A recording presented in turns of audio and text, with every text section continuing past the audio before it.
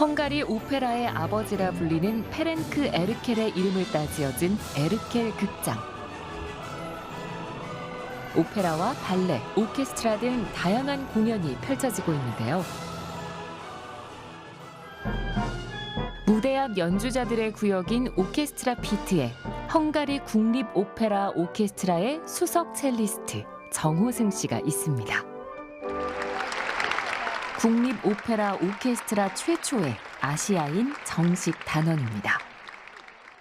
Szépen föl van készítve, nagyon szépen játszik, tetszik a tónusa, melyikkel játszik cellista. Többször hallottam, mint szólóvezetőként, és teljesen megfelel. Nagyon meg vagyunk vele elégedve. 작곡가 어머니의 영향을 받아 8살에 첼로를 배우기 시작한 정호승 씨. 고등학교 재학 시절 헝가리 첼리스트 미클로시 페레니의 마스터 클래스와 연주회를 보고 매료돼 헝가리에 관심을 갖게 됐는데요. 헝가리에 대한 정보가 전혀 없어서 헝가리 리스트 음악원에 대한 정보도 없고 해서 언어와 문화를 좀 먼저 배우고 싶어서 이후 헝가리어과에 진학해 언어와 문화를 익히고 군악대에서 군 생활을 하며 차근차근 헝가리 유학을 준비해 23살의 나이에 리스트 음악원에 진학했습니다. 리스트 음악원에서 공부를 마칠 때쯤 헝가리 국립 오페라 오케스트라에서 첼리스트를 구하는 공고가 났는데요. 누군가 은퇴하기 전까진 자리가 나지 않아 무려 10년 만에 난 오디션 공고. 운명처럼 나타난 기회를 실력으로 당당히 잡아냈습니다. 이후 지난해 7월에는 수석 오디션에도 통과해 수석 첼리스트로 활동하게 됐죠. Hosszunk egy nagyon-nagyon tehetséges csellista, és nagyon-nagyon szeretek vele együtt dolgozni. Az opera műfaja és egyáltalán a klasszikus zene műfaja nemzetközi. És ezért mi nyitottak vagyunk arra, hogy külföldi kollégák is dolgozzanak. Egyetlen szempont van, hogy ki a legjobb egy próbajátékon, és hogyha az külföldi, ázsiai, európai, amerikai, bárki, akkor ő nyer, és mi örülünk, hogyha ő itt van. 호승 씨가 홀로 헝가리 유학 생활을 시작해 지금의 자리에 오르기까지는 늘 뒤를 든든히 받쳐준 스승들이 있었습니다.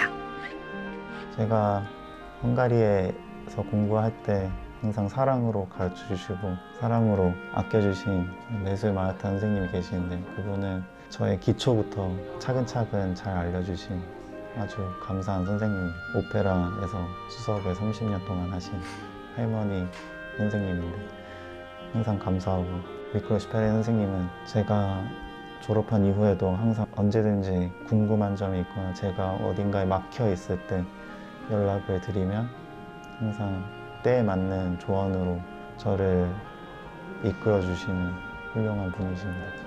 Hosszunk tanításánál mindig az volt az érdekes, hogy mérhető volt a fejlődése és a zenei ízlésnek a kifinomultsága és fejlődése évente szinte folyamatosan, és ez nem fejeződött be a tanulmányai befejeztével, hanem tovább dolgozott és tovább kutat, és meg is van az eredménye, mert 코로나 이후 공연이 취소된 날도 많았지만 호승 씨는 꾸준히 개인 연습을 하며 실력을 키워가고 있는데요. 매일 5시간 이상 앉아서 연주하느라 체력적으로 힘이 들 때도 있지만 꿈을 향한 노력을 멈추지 않습니다. 제가 솔로 연주나 앙상블 연주를 이제 계속해서 많이 해나가겠지만 저는 새로운 연주 레퍼토리를 계속 찾아 나가려고 하고요. 새로운 작품을 많이 접한 이후에 다시 또 제가 가지고 있던 기존 레퍼토리를 다시 만날 때 또 새로 발견하는 부분이 많고 거기에서 오는 또 즐거움이 많기 때문에 네, 그렇게 계속 찾아 나가고 싶습니다. 그리고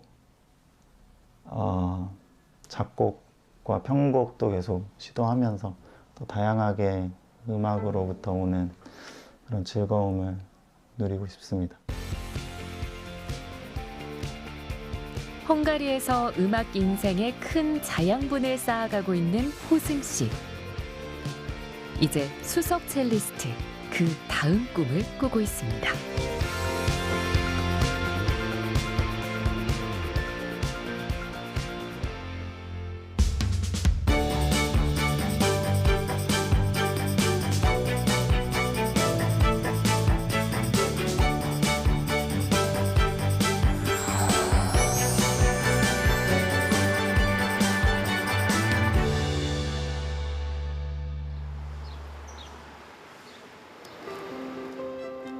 연방검찰청을 들어서는 당찬 발걸음. 세금 관련 업무를 주로 담당하는 검사 양수연 씨입니다. 벌써 25년 넘게 세금을 내지 않는 기업을 기소하는 일을 해오며 능력을 인정받고 있습니다. Trabalhei muitos anos com a doutora Su, lá na Procuradoria da Fazenda Distrital. Uma pessoa muito responsável, muito empenhada, muito inteligente, sempre trabalhou para a defesa do Distrito Federal. A doutora Su é uma colega de trabalho maravilhosa, uma pessoa super engajada no trabalho, super competente, uma excelente pessoa, uma excelente examinadora e graças a ela é que eu estou aqui também, né? Porque ela que me avaliou. 지난 1971년 2살 무렵 가족들과 함께 브라질에 이민 왔다는 양수연 씨. 학창 시절에는 주변 친구들과는 다른 동양적인 외모 때문에 차별을 겪기도 했는데요.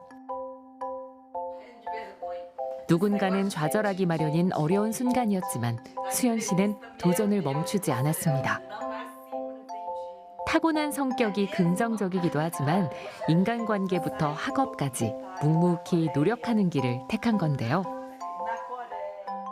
남편과 헤어져 홀로 아이를 키우는 이른바 싱글맘이 되면서 인생의 위기를 맞이했던 때도 수연 씨는 좌절하기보다는 새로운 분야에 도전을 택했습니다. 바로 법조인이 되기 위한 공부를 시작한 것이죠. 쉽지는 않아요. 그런데 인생은 쉬운 일이 어디 있어요. 다 어려워요. 어렵게 생각하면 어렵고 그게 내 일이다 생각하면 그렇게 어렵지도 않고 해야 될 일이니까 그냥 해나가는 거예요. 어린 아들을 좀 더 안정적인 환경에서 키우고자 시작했던 길이지만 육아와 학업을 병행하기란 쉽지 않았는데요. 열심히 하는 거밖에 없어요. 특별히 똑똑하다, 머리 좋다, 인텔리전트하다 그거 아니고 그냥 열심히 소중하게 생각하고 열심히 일하는 거예요. 저는 그렇게 일해요.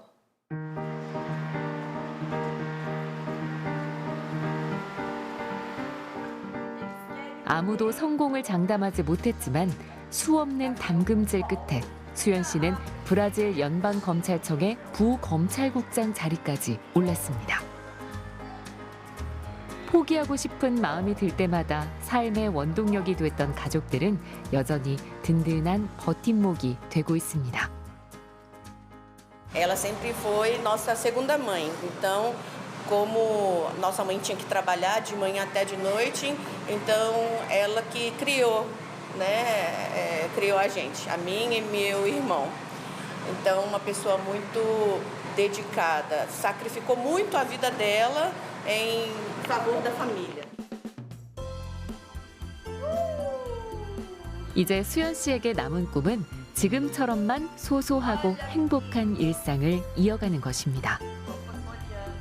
저는 25년 동안 검사 일을 하면서 실수 한 번도 안 하고 일은 열심히 하고 그런데 친구 사이, 남편 사이, 아들 사이가 더 중요하다 생각해서 그래서 아들하고도 더 친해지고 우리 가족 식구들하고도 더 가까워지고 사람으로서 더 좋은 사람으로 변한 것 같아요.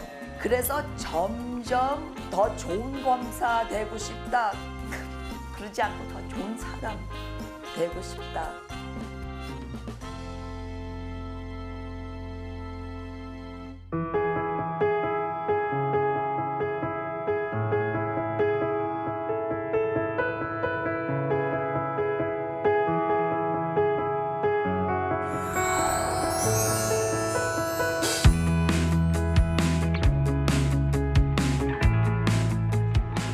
코로나 시대에 일본을 더 뜨겁게 달군 한류 붐을 타고 김치 축제가 열렸습니다. 드라마와 영화 등 이른바 K 콘텐츠에서 접하고 한식당에서 먹어봤던 김치를 직접 만들어보는 자리입니다. キムチもよく食べますし、キンパも作ったりするので、すごく韓国料理大好きなので楽しかったです。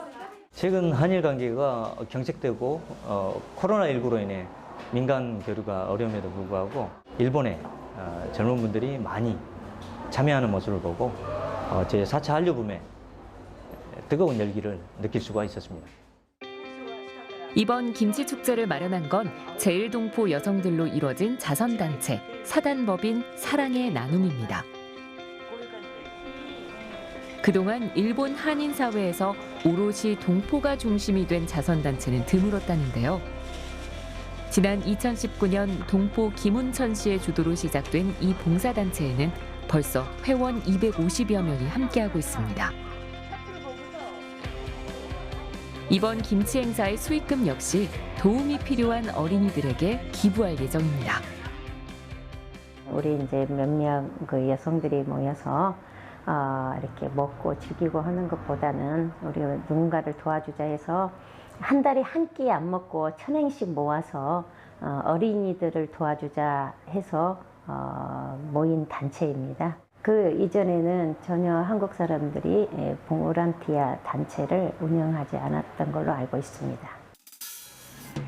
약 20년 전 일본에 이주한 김운천 씨는 도쿄의 코리아타운에서 김밥집을 운영하고 있습니다. 맛과 친절, 청결함을 내세운 전략으로 이젠 동포들뿐 아니라 현지 고객이 더 많이 찾고 있습니다. 일본 분들이 한 80% 일본 분들이고요. 일본 분들이 굉장히 많습니다. 되게 이제 김밥을 좋아하고 사랑해서 많이 드신 것 같습니다. 여기에 일본에 부는 한류 열풍에 힘입어 새로운 한국 관련 사업도 시작했는데요. 한국 대중문화를 느낄 수 있는 카페에서부터 K-뷰티를 앞세운 화장품 가게까지 코로나 시대에도 손님들로 붐빕니다. 이렇게 성공한 중견 사업가 제1한상으로 자리 잡으면서 김운천 씨는 자신이 이룬 것을 주변의 어려운 사람들에게 나눠야겠다고 결심했다는데요. 그렇게 시작한 김운천 씨의 자선 활동은 주변 동포들에게도 큰 귀감이 되고 있습니다. 모든 일에 열정을 가지고 정말 친절하시고 또 어떤 계획이 있으면 그대로 실행을 하시고 배울 점이 너무 많은 것 같아요. 회장님의 이 리더십 그리고 카리스마 그런 그리고 희생정신 그리고 부지런하심 그리고 철두철미하게 잘 챙기시는 상세함 이런 면에서 저는 존경심 그리고 따라가야 됐다는 이런 마음으로 지금 열심히 하고 있습니다. 김운천 씨의 나눔과 봉사는 일본에만 국한되지 않습니다. 학교에 가지 못하는 잠비아와 아이티 등 아프리카 어린이들부터 한국의 소아암 환자까지 국경 넘어 지구촌 곳곳에 사랑의 손길을 건네고 있는데요. 앞으로도 아이들을 위한 일이라면 계속해서 도움을 전할 생각입니다. 우리 어린이들을 위해서는 어디든지 달려가서 도와줄 거고요. 제가 꿈이 있다면 사랑의 나눔 재단, 방학재단을 설립한 게 제 꿈입니다.